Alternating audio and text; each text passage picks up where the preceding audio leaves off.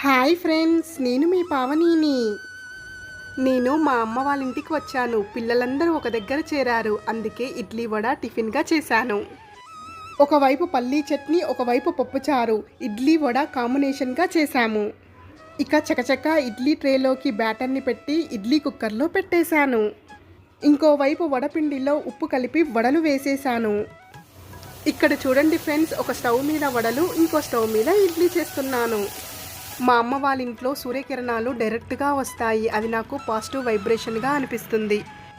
ఇక మా పిల్లలందరికీ పండగే పండగ. అమ్మమ్మ వాళ్ళ ఇంటికి, నానమ్మ వాళ్ళ ఇంటికి సెలవులకు వచ్చినప్పుడు ఈ మాత్రం ఉండాల్సిందే. పప్పుచారు, చట్నీ సూపర్గా వచ్చాయి.